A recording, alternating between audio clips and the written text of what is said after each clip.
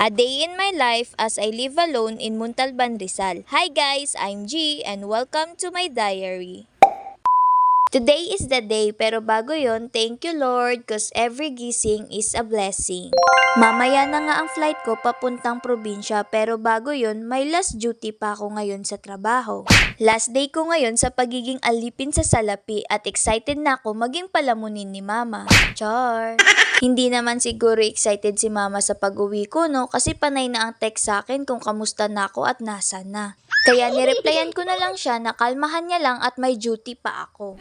After kasi ng duty ko na to, tsaka lang ako pupuntang airport. After ko nga maging alipin sa salapi, umuwi muna ako sa bahay at magpre-prepare ako papuntang airport. Bumili pa nga ako ng goto para kakainin ko for dinner. At bit-bit ko na rin yung love letter ni Meralco sa akin. Char!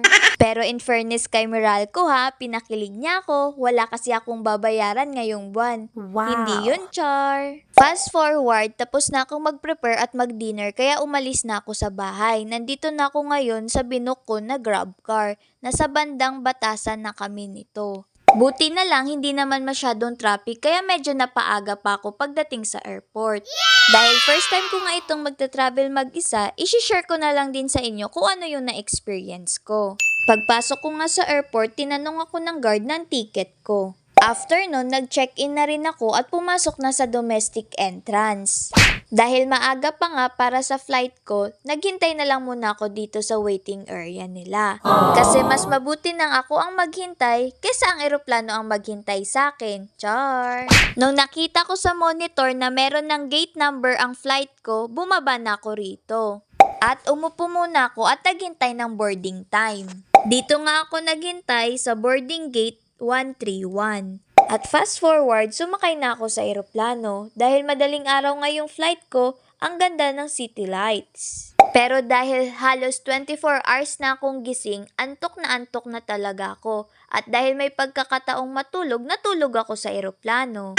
And after 1 hour, thank you Lord sa pag-iingat. Hello, Bacolod City. And congrats self dahil nakayanan mo. Another achievement unlocked.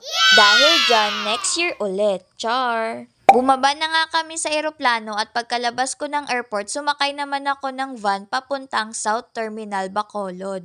At doon na rin kasi kami magkikita ng kapatid ko. At nung nagkita na nga kami, nagpabili muna ako sa kanya ng siopaw dahil nagugutom na ako kasi wala pa akong breakfast. Buti na lang, hindi naman nagtagal, meron ng series papuntang Bantayan kaya nakasakay na rin kami. Nasa Kabankalan Terminal na nga kami nito at bumili siya ng homemade siomai kasi masarap daw. Syempre, kinain ko. At in fairness, naubos ko naman so legit na masarap siya. At thank you Lord dahil after 4 hours na biyahe, malapit na kami sa Barangay Magbalyo.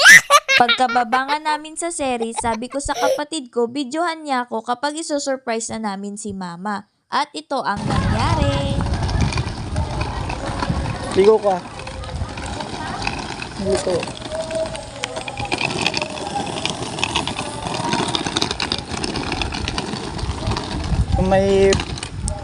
Yung may chair na puti.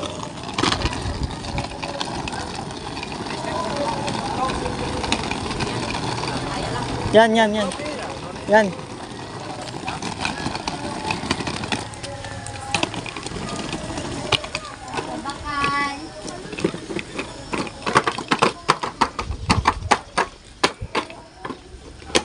Ba.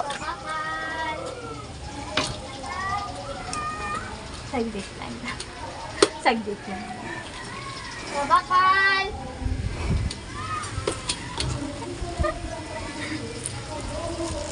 Mihi yata. Patugay ba? Ay! Babakal! Diyos ka Lord!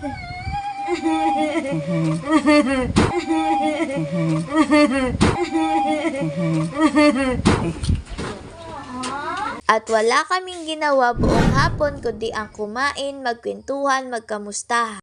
At ang mga ganitong pagkakataon ay pinagpapasalamat ko po talaga kay Lord.